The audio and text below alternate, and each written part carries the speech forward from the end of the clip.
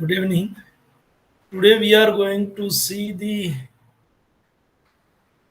problems in pre-stress concrete members, and in that we are going to see the stress calculation method or stress method of analysis of stresses. So now we will go with pre-stress. Uh, Develop opposite type of stresses in materials that of due to external loads. Means generally we can say concrete is weak in tension, and therefore here we are going to develop in concrete compressive stresses before application of the load. So when due to application of the load tensile stresses will develop, that tensile stresses will be neutralized by the stresses which is included in the concrete before application of the load. So pre-stress means we are going to apply it in concrete. Pre means before loading. So we are going to apply before loading, and that will be of opposite type. Means if stresses are going to develop tensile, then we will develop compressive. If stresses will develop compressive, we are going to develop tensile. But mainly we are interested with compressive stresses in the concrete, so that whatever tensile stresses will be developed by external loads will be neutralized by the compressive stresses which are already developed in the concrete. Now, to calculate stresses at top, bottom, or at any point, we have three methods. That is analysis of stresses. So, first method we have stress concept method. Second, we have strength concept method, or we can say C line method, resisting couple method, P line method. And third, we have load balancing method. So in this video, we are going to see the stress concept method. Now, this is the simple method. We are going to calculate the stresses due to pre-stress. If your tendon is at along the centroid, then we are going to get only due to pre-stress.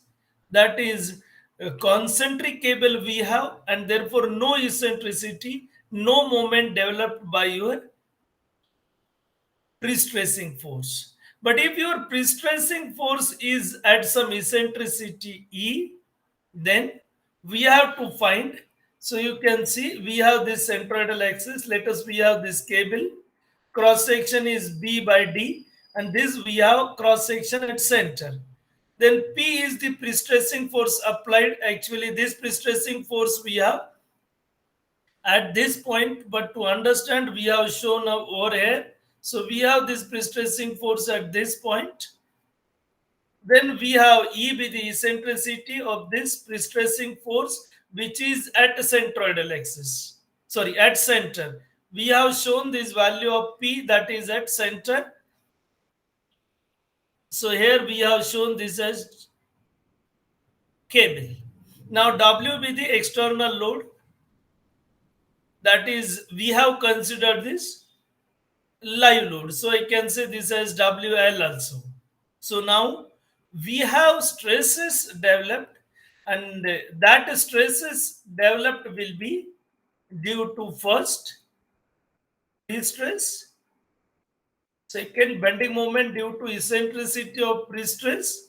In this we have to keep in mind, if my cable is concentric, so I can write for concentric cable, E equal to 0, and therefore this stress is going to be 0. Then third, we have bending moment due to dead load. So we know unit weight of concrete. Generally for pre-stress, we are taking it as 24 kilonewton per meter cube. If we have reinforced concrete, we are taking it as 25 kilonewton per meter cube. Then bending moment due to live, or we can say imposed load. Imposed load. So we have this four type of stresses which are developed in the pre-stress concrete. Now this A equal to BD, I equal to BD cube by 12, Z is BD square by 6 for rectangular section, which is I by Y, and M is WL square by 8, as if we have simply supported B. Now you can see this, we have B, D be the cross section, E be the eccentricity, so I have centroidal axis, and from this we have E be the eccentricity, and then stress we have P be the pre-stressing force. So we can say we have here pre-stressing force P at this cable, and then we have first stress due to pre-stress, which is P by A, which is P by BD. So we have this as P by A, and this is compressive. Throughout we have compression. So is it here? So we are going to apply equal and opposite P over here, and equivalent value we will get P, and that will be moment M, which will be P into E. So this will be at center.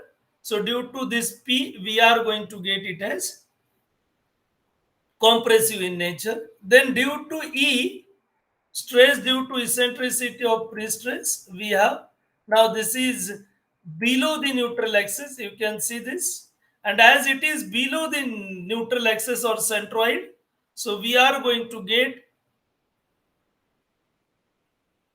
deflection of the beam in this fashion, and this will be tension at top, and we have compression at bottom. So due to eccentricity of pre-stressing force, tension is at top and compression is at bottom, and therefore we have minus PEI, and then we know we have I by Y, that is equal to Z. So we are going to get it as PE upon Z, as we have rectangular section. So we have ZT equal to ZB. So I have not mentioned ZB and ZT. If we will go for T section or I section, which is unsymmetrical, then we have ZT and ZP will be different. So we have like this P by ZT, P by ZB, but here we have constant one. Then we have third, stress due to moment of dead load. Now we are going to get, we have same for dead load and live load. Actually, we have loading on this. So now pre-stress force is there. Then also we need not require to worry about it. So we have dead load over here. And due to this dead and live, due to both this, we are going to get bending of this cross section or bending of beam, I can say, which will be in this position where I have compression at top and tension at bottom. And therefore, due to dead and live load, we have this value that will be plus minus. Means top we have plus, bottom we have minus. So this is due to dead load. Then we can have due to live load in the same way. So we have due to live load, and that will be plus minus. So in this both, we have plus minus. So we have top compression, bottom we have tension. And then we are going to plot it. So ML by ZT, ML by ZB, and then we are going to get this in this way. P by A minus P by ZT plus MD by Z and ML by Z. So if we have T different, then we are going to get this value that will be equal to ZT. And bottom we have PA by A plus P by ZB, then MD by ZB and ML by ZB. Now here we may have three types of diagrams. So this will be first, where top we have in most of the cases compression, bottom we have compression, or at bottom we may have value 0, or we may have very small tension which is allowable, and we will have in this fashion.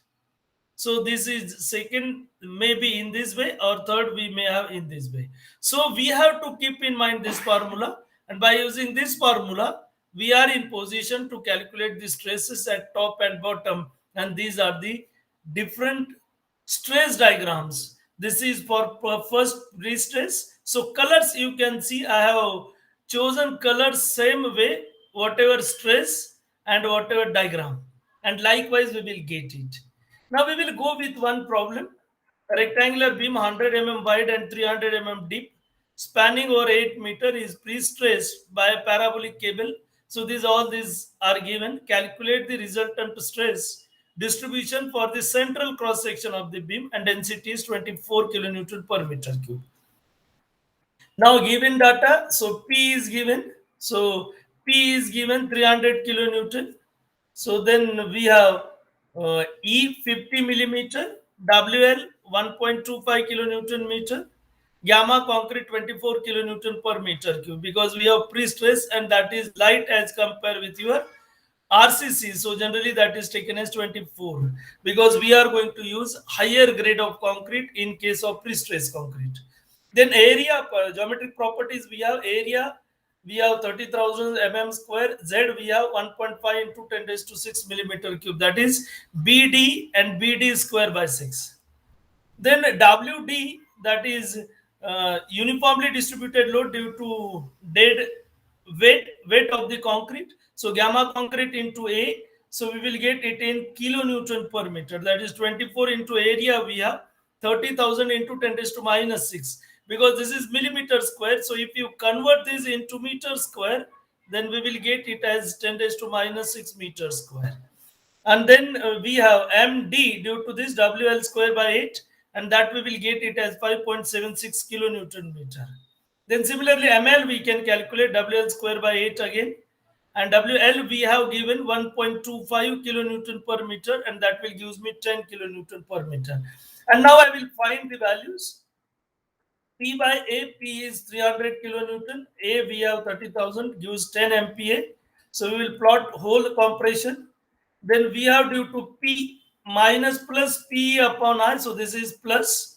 And then we have PE by Z. P we know. E we have 50 mm. And Z 1.5 into 10 raised to 6. Again 10 MPa. So now this will be minus. So left we have of this black line, which we are going to say as y-axis. So minus on left side and plus we have on right side, as we have y-axis. Then we have third plus minus MD by Y, and that we have MD 5.76 into 10 raised to 6 gives me 3.84 MPa. And then we will plot it. Now we have above the centroid we have plus, and we have this as minus. And last we have ML by Z, and that value we will get it as 6.67. And again we have top as plus, bottom as minus. And then we will add these all top. So this 10 get cancelled, and we have this value that is equal to 10.51. And this is simply 3.84 plus 6.67, and that comes 10.51. Bottom we have this 10 plus 1020 and 3.84 and 6.67 are minus, and this comes 9.49. So we have 10 plus 10 minus 3.84 minus 6.67, and this comes 9.49 MPa. So both these values are MPa, and we have top and bottom both are in compression. So this one problem I have solved related with your stress concept. So one by one I will try to complete the things till Sunday or Monday, and then you can have this exam that is in last week. So thank you. Today we will stop here only.